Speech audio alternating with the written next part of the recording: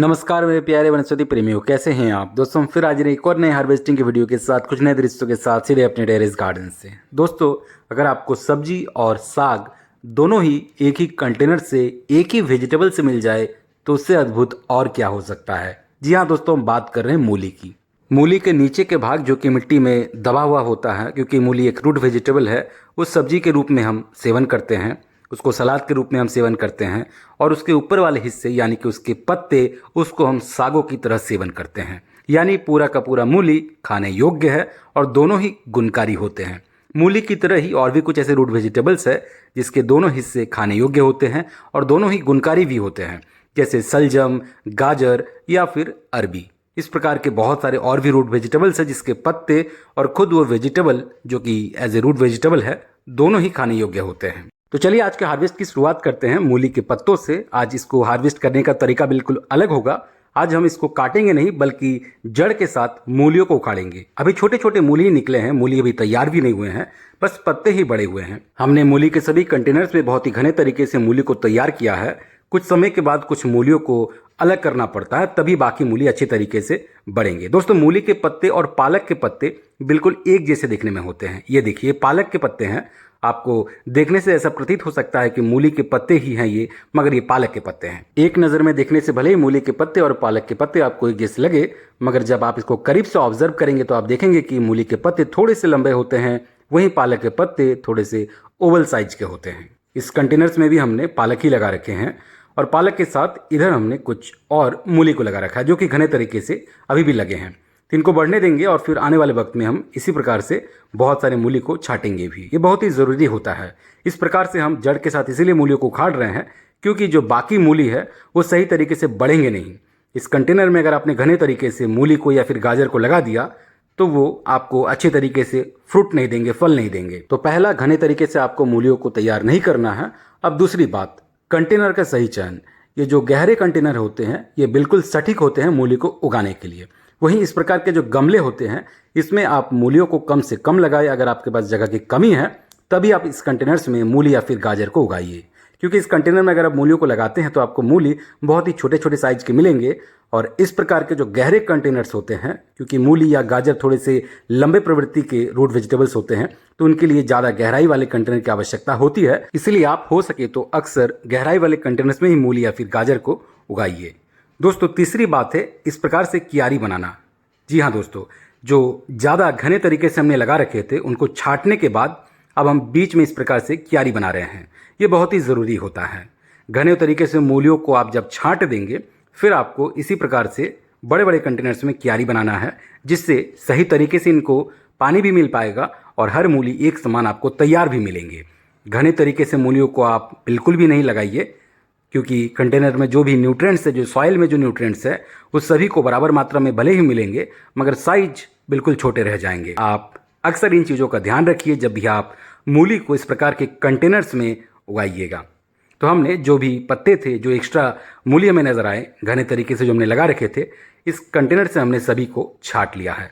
आप देख सकते हैं परात में हमने पूरी तरीके से मूली के पत्तों को अलग कर लिया है। सभी पत्तों में बहुत मिट्टी लगी हुई है। इस मिट्टी को हम पानी में अच्छी तरीके से धोते हैं और आपको एक चुटकी में परिणाम दिखाते हैं कुछ यूं। ये देखिए दोस्तों, सभी पत्तों को हमने धो दिया और नीचे के जो छोटे छोटे मूली अभी तैयारी हो रहे थे उनको भी अलग कर दिया। वो सभी कंपोस्ट के हिस्सा हो जाएंगे और ये फ्रेश ताजे मूली के पत्ते अपने किचन तक पहुंच जाएंगे। आप भी इसी प्रकार से मूली को घर के छत पर उगा सकते हैं। बस इन चीज़ों पर आप अक्सर ध्यान दीजिए। घने तरीके से आपको मूली को नहीं लगाना है। कुछ समय के बाद आपको कुछ मूली को छांटना है। इस प्रकार से आपको क्यारी बनाना है। बड़े बड़े कंटेनर्स में आपको मूली को लगाना है। अगर आप इन बातों का ध्यान देते हैं तो आपको भी अच्छे खासे फ्रूटिंग मिलेंगे। सिर्फ मूली ही नहीं बल्कि सलजम या फिर गाजर को भी आप इसी तरीके से लगा सकते हैं। इन कंटेनर्स में भी हमने मूली को लगा रखे हैं, जो कि फिलहाल तो घने तरीके से हैं। आने वाले दिनों में इनसे भी हम कुछ मूलियों को अलग करेंगे और इसी प्रकार से पत्तों को फिर हम हार्वेस्ट भी करेंगे। तो चलिए दोस्तों, इस कंटेनर में थोड़े से जगह को बनाते हैं और हार्वेस्ट को आगे बढ़ाते हैं। करेले इन दिनों हमें रोज मिल रहे हैं और ये जो करेले के पौधे हैं अब प्राय बूढ़े हो चुके हैं, यानी कि अब मध्य अवस्था को भी क्रॉस कर चुके हैं। उम्मीद करते हैं कि और कुछ दिनों तक इनसे हम फ्रूटिंग ले पाएंगे, तब तक हमारे नए नए करेले के वाइन्स भी तैयार हो जाएंगे। तो चलिए झटपट सभी करेले को हम तोड़ते हैं और आपको परिणाम दिखाते हैं चुटकी बजा के कुछ यूं। ये देखिए दोस्तों, इतने करेले हमें आज भी मिल गए। इस प्रकार से थोड़े थोड़े करेले हमें रोजाना मिल जा रहे हैं, ये महत्वपूर्ण बात है। घर की छत पर आप करेले को भी विंटर सीजन में उगा सकते हैं और ऐसे ही फ्रूटिंग ले सकते हैं। आप अगर ज़्यादा मात्रा में फ्रूटिंग चाहते हैं तो आपको ज़्यादा वाइन्स को तैयार करना पड़ेगा। खैर फिलहाल हार्वेस्टिंग को कंटिन्यू करते हैं। इस परात में थोड़ी सी जगह को बनाते हैं और चलते हैं सीधे फूल गोभियों के पास। दोस्तों आज भी हम 2 फूल गोभी को हार्वेस्ट करेंगे। हमने इस प्रकार के छोटे छोटे प्लास्टिक के पैकेट्स में फूल गोभियों को और पत्ता गोभियों को तैयार किया है। फिलहाल फूल गोभी की हार्वेस्टिंग चालू है, आने वाले वक्त में हम पत्ता गोभियों को भी हार्वेस्ट करेंगे। तो चलिए झटपट पहला फूल गोभी पे कट लगाते हैं और ये एक झटके में कट गया। इसी प्रकार से दूसरे को भी हम बिल्कुल इसी अंदाज में कट लगाए और ये कट गया। और इधर हमारा परात भी भर गया। 2 फूल गोभी, मूली के साग और कुछ करेले, इसी के साथ हमारा हार्वेस्ट पूरा हो चुका है।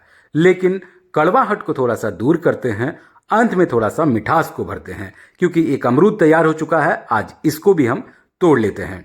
इस प्रकार से अगर घर के छत पर अमरूद का वृक्ष आप लगाते हैं तो आपको निरंतर फल मिलेंगे। और ये मीठे प्रवृत्ति का अमरूद है, हमें तो भर भर के फ्रूटिंग मिलते रहते हैं और हम इस प्रकार से तोड़ के अक्सर खाया करते हैं। हमेशा इन दृश्यों को हम कैद नहीं करते हैं, मगर फिर भी कभी कभी अपने मास्टर हार्वेस्ट में अमरूद को भी हम जगह दे देते हैं। तो हमारा परात पूरी तरीके से भर चुका है।